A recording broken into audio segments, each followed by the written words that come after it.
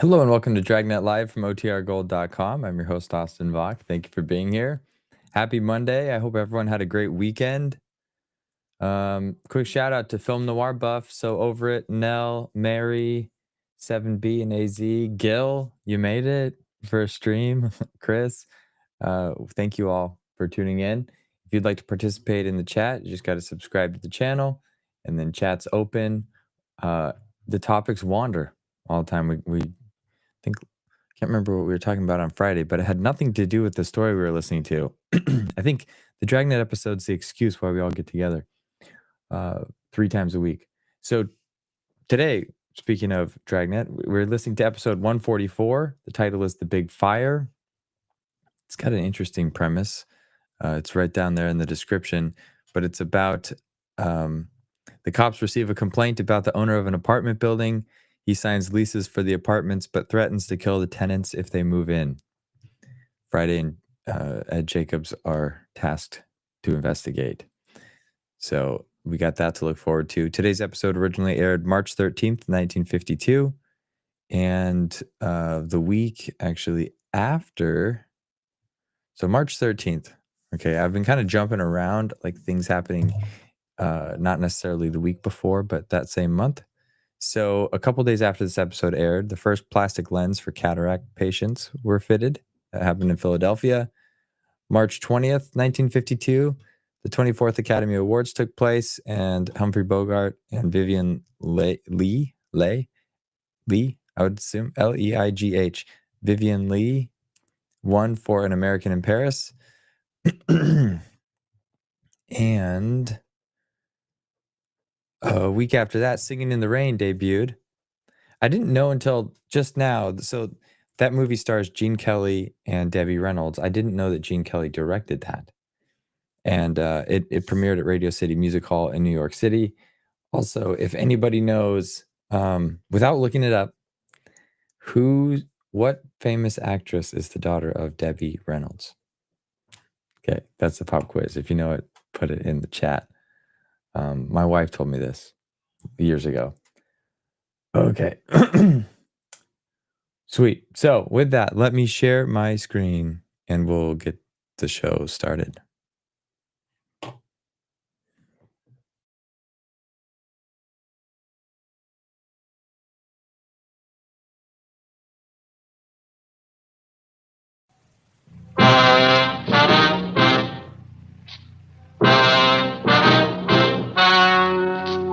The story you are about to hear is true. The names have been changed to protect the innocent. Fatima Cigarettes, best of all king-size cigarettes, brings you Dragnet on both radio and television.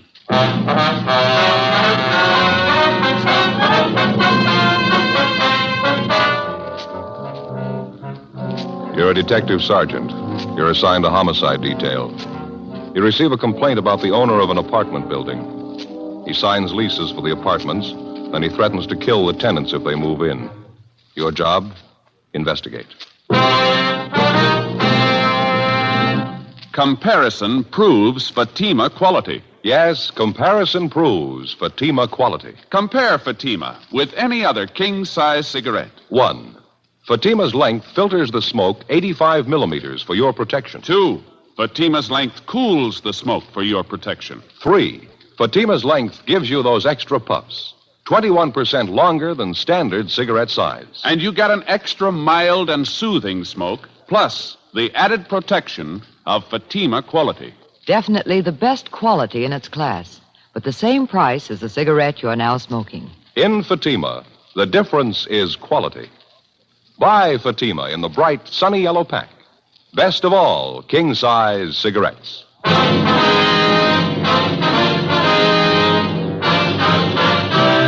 Dragnet, the documented drama of an actual crime.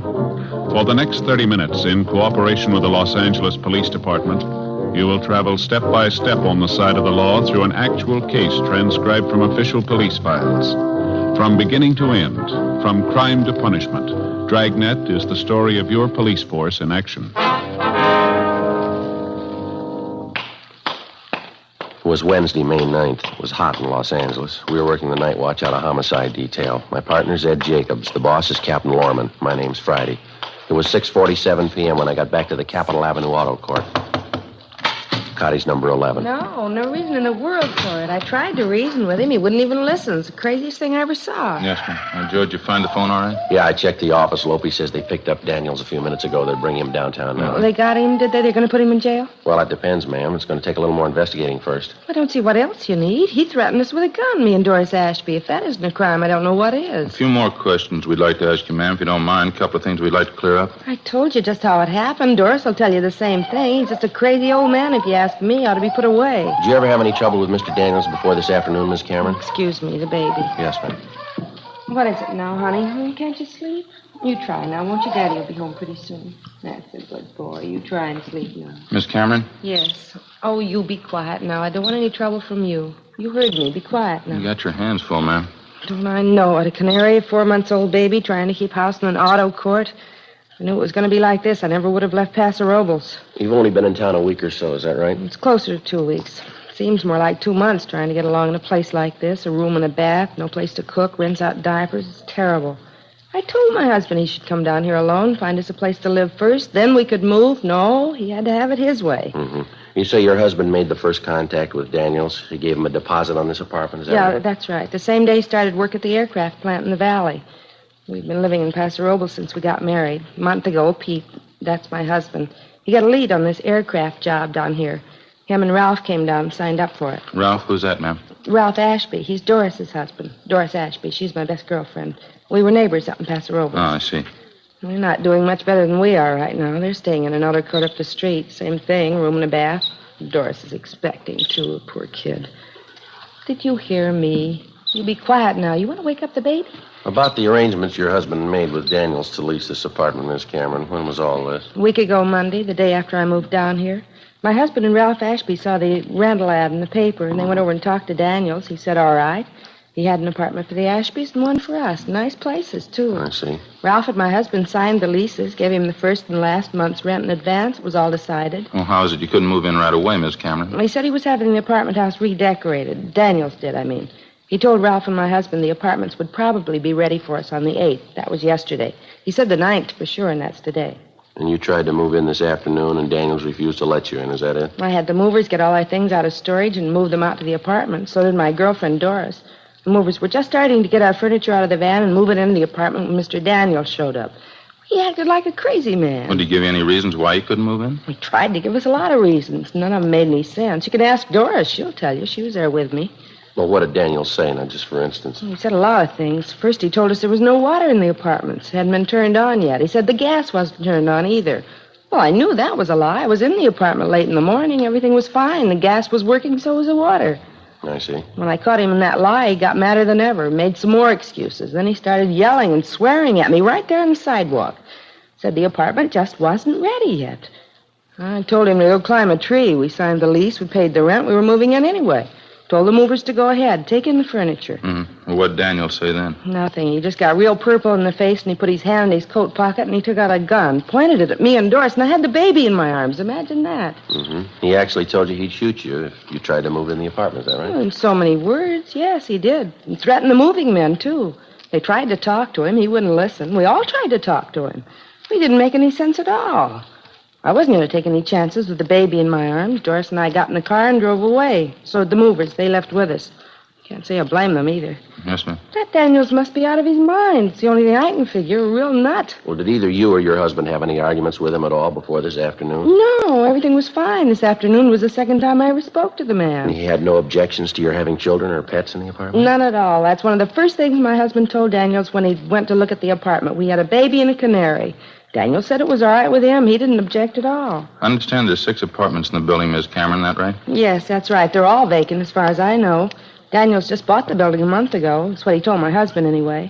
He had the place redecorated, and the work was all done. The apartments are just sitting there. That's why I can't understand it. Why won't he let us move in? Yes, ma'am. We paid our money, signed the lease. If he gave us any kind of a good reason why we shouldn't move in, I could understand it. But to keep us out for no reason at all, to stand out there on the sidewalk and threaten to shoot us if we move in, me with a baby in my arms, I don't know. He must be crazy. You say you were in the apartment this morning, Miss Cameron. Did you notice anything unusual about the place, anything out of the ordinary? No, nothing. And you say Daniels couldn't give any reason at all why you shouldn't move in? Just one. It convinced me. Yeah. That gun. Before we left Mrs. Cameron, we took her crime report and had her sign it, and then we drove back downtown to the squad room where Gene Bechtel and Lloyd Bond were waiting with the suspect, Edward Daniels. They'd already checked him through R&I. He had no previous criminal record. They gave us a .22 caliber H&R revolver along with 6 shells which had been found on the suspect at the time of his arrest. The gun had been loaded. Pawn shop records showed that the weapon had been purchased by the suspect and had been registered in his name. We had stenographer Eleanor Eastlack type up the crime report, and Ed and I took Daniels down the hall to the interrogation room. He was a small, thin man, blue eyes, gray hair. Don't know what all the fuss is about. I own the building. I can keep people out if I want to. Well, we saw the lease you signed with the Camerons. The other couple, too, they paid their rent. Why the sudden change of heart? I don't think that's any of your business. Matter between me and the tenant. It's our business when you threaten him with a gun, Daniels. Assault with a deadly weapon, that's a felony. Didn't hurt the woman. Just wanted to scare her, that's all. Just a couple of farmers anyway. Never should have given him the lease in the first place. Lousy kid with him and that bird chirping all the time. How'd you happen to have that gun with you this afternoon? Didn't happen to have it. Carry it all the time. It's my business, isn't it? Registered down here. Mean you got a permit to carry this gun? Don't need a permit. It's registered, isn't it? Who gave you the idea because the gun's registered you can carry it around your pocket? Friend of mine. Nothing wrong with it, is there? Having a gun registered is nothing more than keeping a permanent record of it. You can keep the gun in your home or in your office, but it doesn't give you the right to carry it around with you. Oh? Why didn't they tell me that when I had it registered? You were told, Mr. Daniels. You know that. Well, I don't remember it. Doesn't make much difference if you remember or not. Nobody has a permit to threaten people with a gun. Told you I wasn't going to hurt her. She just kept arguing with me. I'm a sick man, you know. Thought she was going to hit me. You mean while she was holding that baby in her arms? Now, come off it, Daniels. What's this thing all about? Told you before. I think that's my business. You signed a year's lease with the Camerons. You accepted the first and last month's rent. You took their money. You advised them they could move in this afternoon. When they try to move in, you meet them at the front door and threaten them with a gun. Now, what's it all about? None of this makes any sense. Changed my mind. I'm not ready to rent them out yet. Well, then why'd you sign that lease with the Camerons? How about it, Mr. Daniels? If there's something in that building you're trying to cover up, you might as well tell us. A couple of men out there now checking it. You can go ahead and check. I don't care. They won't find anything. Got nothing to hide. How long have you lived here, Daniels? 18, 20 years. Why? Where'd you live before you came here? Ohio. Cleveland, Ohio. You ever been arrested?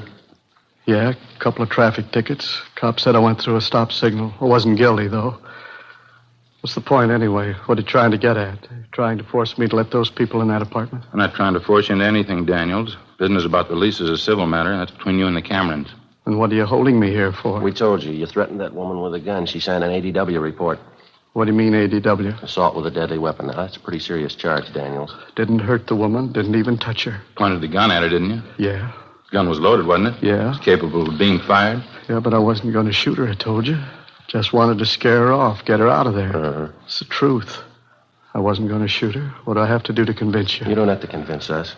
What do you mean? Who do I have to convince? You got your choice, a judge or a jury.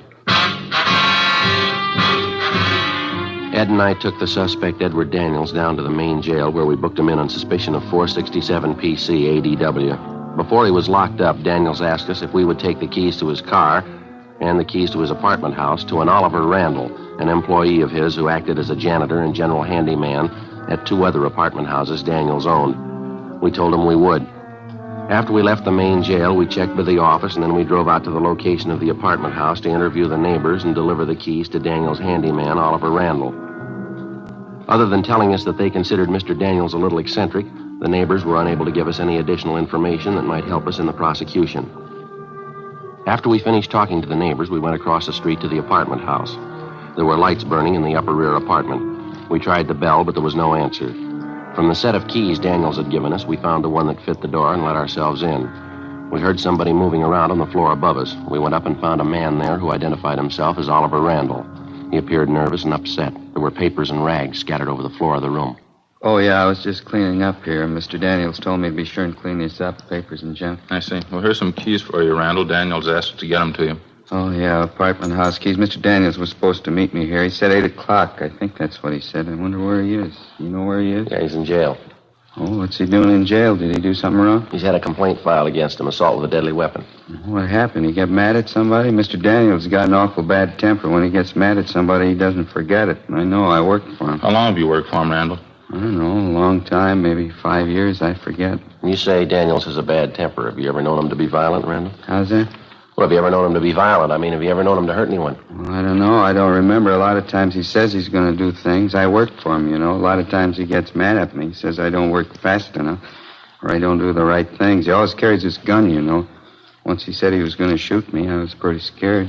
You live with Mr. Daniels, do you? No, I have a room downstairs in another apartment house he owns, a place over on South Hoover. It's a nice room. It's got a window in it. You're on a regular salary. Is that the way you work? Yeah, $15 a week. I get the room free, too. It's not bad. You ever been arrested, Randall? Me? No, I've never been arrested. You ever been in the state hospital, any kind of an institution? No, I was up at Camarillo for a couple of years. I didn't like it too much. I came down here to live with my sister. She's dead now. She died about 4 years ago. She's the one that got me this job, you know. That's so? Oh, yeah. This isn't a bad job at all. Jobs are pretty hard to get now. That's what Mr. Daniels says. Real tough to get a good job now. That's why I do what I'm told. I better get on fixing up this place. Well, how'd all these rags and papers get here, Randall? The painters leave them behind? I don't know. I guess so. I guess somebody left them here. We understood the apartments were already cleaned up. They were ready to move into. What's that? I say we understood the apartments were all fixed up, that they were ready for the tenants to move right into. Oh, I don't know. I wouldn't know about that. Mr. Daniels takes care of renting the places. I just help him. I do what he tells me. Joe? Yeah? You notice that smell? Seems to be stronger out in the hall. Yeah, I think I do. How long's it been since the painters were working here, Randall? Do you know that? Painters? I don't know. A couple days, I guess. What's the matter? That's a pretty strong smell. Might be paint there, something like that. Don't you notice it? Oh, yeah, I've been wondering about that. I noticed it when I came in. It might be from upstairs, the attic. Painters were working up there, too, I think. Don't you think you ought to check it, see what it is? Mr. Daniels didn't tell me to. I guess I better, though. Smells pretty strong. I guess I better see what it is. Well, how do you get to the attic from here? Down the end of the hall, there's a stairway there. It goes right up in the attic. I'll show you. All right, fine. Yeah, Smells like gasoline or something. All the apartments are vacant, that right? No one living in the building at all? Yeah, that's right. We go up the stairs here.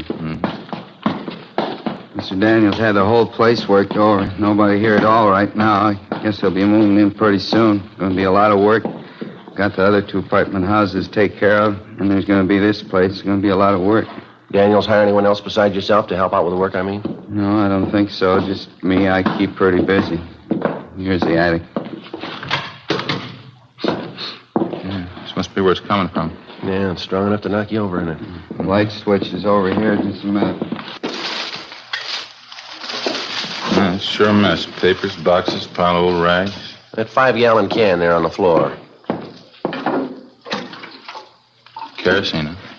Yeah, it's just about empty, too. It's all spilled all over the floor. Mr. Daniels ain't going to like that. He's going to get mad. You usually keep this stuff up here, do you, Randall? I don't know. I guess it was with the painter's stuff. Those cans and things on the table there, I guess it got knocked off and spilled. Spilled all over the place, didn't it? Well, how come the painting crew didn't take their stuff with them when they left? All this equipment here. They're all finished with the job, aren't they? I guess so. You'd have to ask Mr. Daniels about that. They're all finished on the inside. I know that. They have the outside to do, though. Maybe that's why they left their stuff. Well, it's not a very safe way to leave it.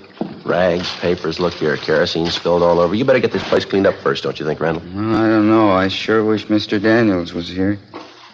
You won't let him know, will you? What do you mean, let him know what? Don't tell him I'll let you see the attic, huh? 9:35 p.m. Ed and I left the handyman, Oliver Randall, at his apartment house, went outside and got in the car. Neither one of us could find any explanation for it, but we both had a hunch there was something wrong with the setup. We drove to a neighborhood service station, called the office, and told them that we were going to stake the apartment house. We drove back and found a place to park where we could keep the building under surveillance without being seen. We waited. 10 p.m., 10:30, 11 o'clock. At a few minutes past 11, we saw Randall come out of the front door of the apartment, get in a blue sedan, and drive off. We followed him to an apartment building on West Pico and saw him enter a rear door. We waited. At 12:15 a.m., Ed got to a phone, called Captain Bernard at the business office, and notified him of our location. At 12:45 a.m., 2 men arrived to relieve us, and we briefed them on the facts.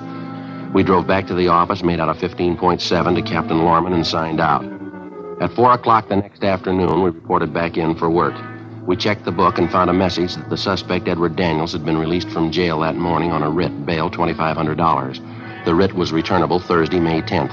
There was also a message in the book for us to contact Daniels' attorney, Richard Tiernan. Ed put in the call. Yes, sir. I see. What's that? Yeah, I know. All right, Mr. Tiernan. Yeah, thank you. Goodbye. You were right, Joe. What do you mean? Daniels' lawyer wanted to know how serious the charges are. He says Daniels is pretty upset. Seems he had some trouble lately. His insurance company? What's the matter? You have an accident? The insurance company doesn't seem to think it was an accident. Happened 2 months ago at an apartment house over on South Union. Yeah. Burned down.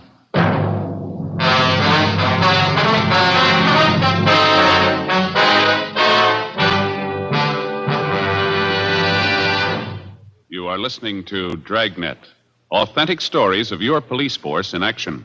Fatima, America's first largest-selling blended cigarette. Now, best of all, king-size cigarettes. Prove it yourself today. Compare Fatima with any other king-size cigarette. 1. Fatima's length filters the smoke 85 millimeters for your protection. 2. Fatima's length cools the smoke for your protection. 3. Fatima's length gives you those extra puffs, 21% longer than standard cigarette size. And in Fatima, you get an extra mild and soothing smoke, plus the added protection of Fatima quality. To show our confidence in Fatima, we make this money-back guarantee to every king-size cigarette smoker. Buy a pack of Fatimas. Enjoy Fatima quality, extra mildness, and superbly blended tobaccos. If you're not convinced Fatima is better than the king-size cigarette you're now smoking, just return the pack and the unsmoked Fatimas before August 1st, 1952, and we'll give you your money back plus postage. Fatima, Box 37, New York 1. Remember, because of its quality, its extra mildness, its better flavor and aroma, more smokers now insist on Fatima than ever before. Insist on the best. Fatima, extra mild and soothing, plus the added protection of Fatima quality. Smoke Fatima. Best of all, king-size cigarettes.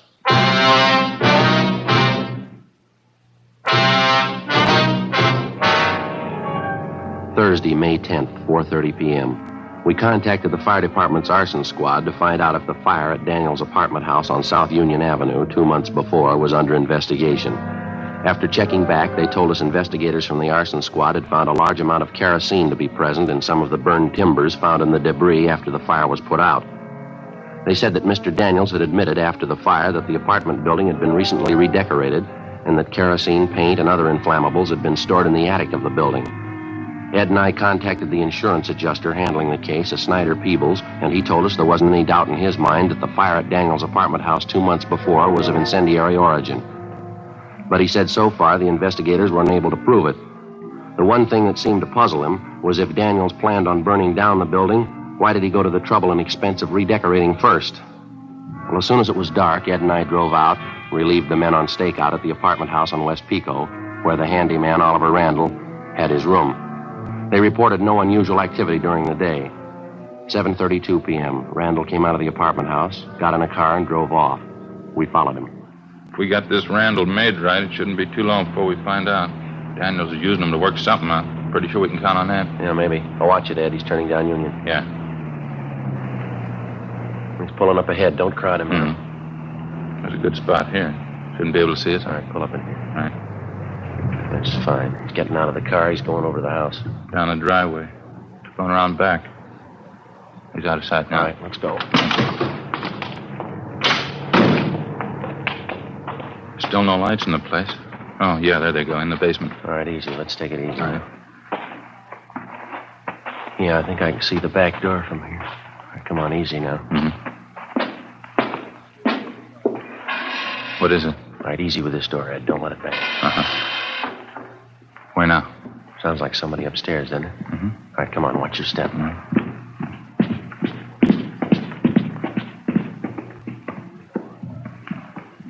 Come on, next floor up. Yeah.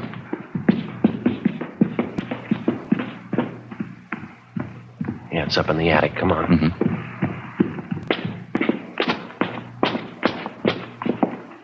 All right, come on. Uh-huh. Through this door. Back in the corner, Ed. I see him. All right, hold it, you. What's the matter? There's a fire, Ed, over in the corner. I'll get it. Hold on to him. Right. Well, don't put it out. You need any help, Joe? You getting it all right? No, I'm getting it all right. Just a minute. There, I got it. Okay. You want to get the lights? I got him. All right, Randall, what's the story? He told me to do it. He told me to come back tonight and burn the whole place down. Who told you? He said, Ollie, you go back to the place, to the attic, light a match, that's all, and then get out. Mr. Daniels, that's just what he said. Daniels told you to do this? He told me just light a fire and nobody'd know. He said there wasn't going to be any trouble. No trouble at all. Well, it gives you the edge, doesn't it? No trouble, he said. Yeah, well, next time you see him, you can call him a liar.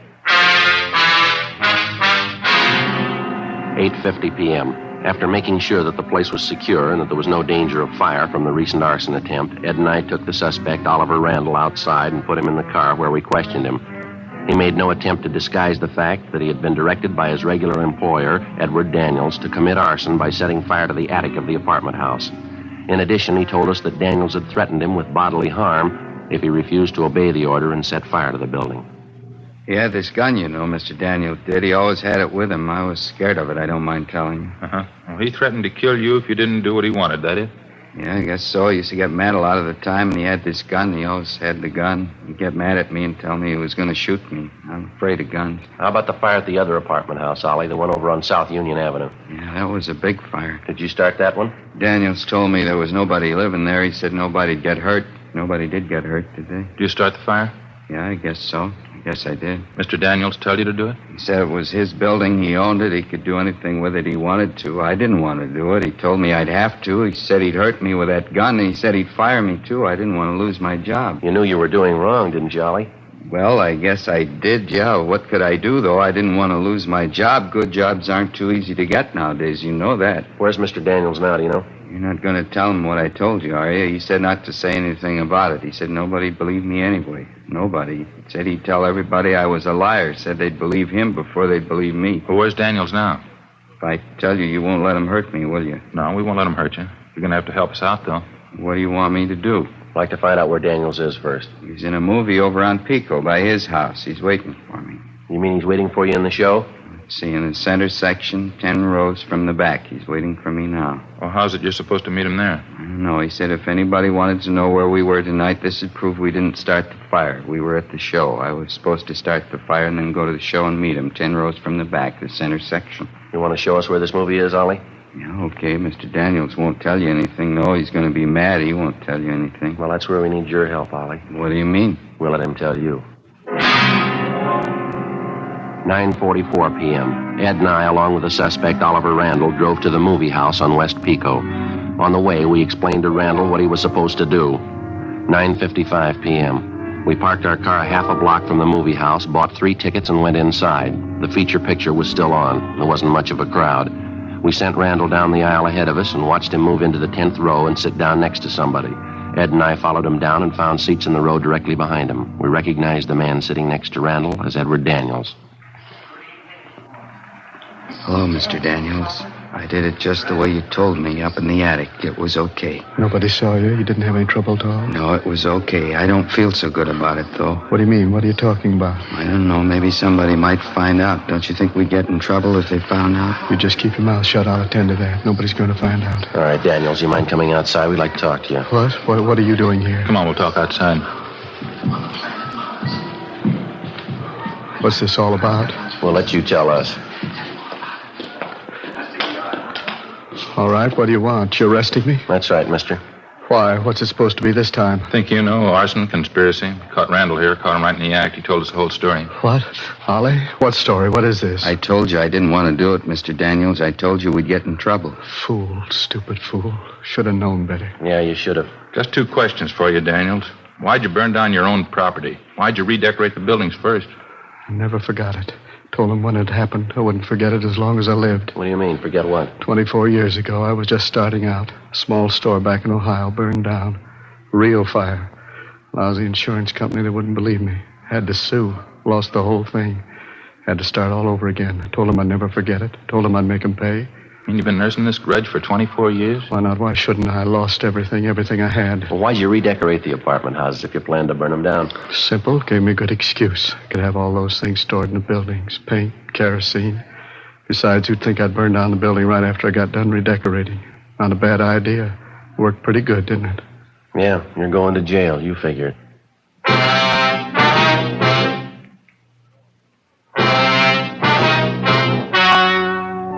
The story you have just heard was true. The names were changed to protect the innocent. On August 18th, trial was held in Superior Court, Department 86, City and County of Los Angeles, State of California. In a moment, the results of that trial. And now, here is our star, Jack Webb. Thank you, George Fenneman. Friends, comparisons are often very helpful in modern police work. Now, for instance, a suspect may be identified by comparing his M.O., or method of operation, with the known facts of a case. Comparisons are important to you in choosing your king-size cigarette. Compare Fatima for quality. You'll find Fatima's length filters the smoke 85 millimeters for your protection. Cools the smoke for your protection. Fatima's length gives you those extra puffs, 21% longer than standard cigarette size.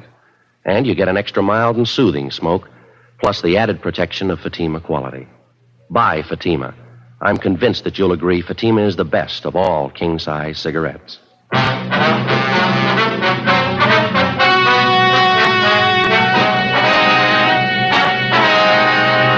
Edward John Daniels was tried and convicted of 2 counts of conspiracy and 1 count of arson and received the sentence as prescribed by law.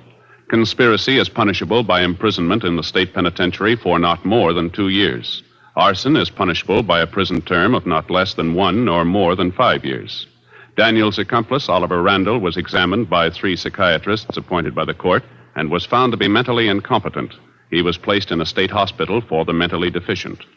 The charge of assault with a deadly weapon against Edward Daniels was dismissed.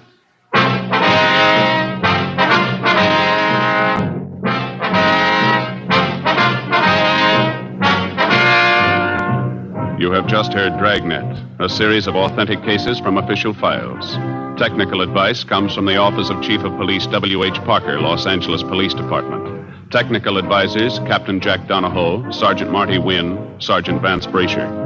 Heard tonight were Barney Phillips and Vic Perrin. Script by Jim Moser. Music by Walter Schumann. Hal Gibney speaking. Fatima Cigarettes, best of all king-size cigarettes, has brought you Dragnet, transcribed from Los Angeles.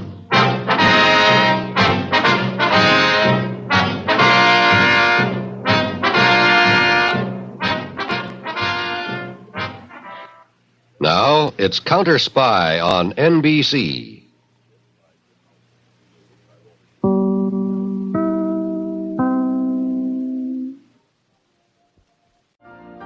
You've been listening to the OTR Gold Network. Find more classic radio at otrgold.com.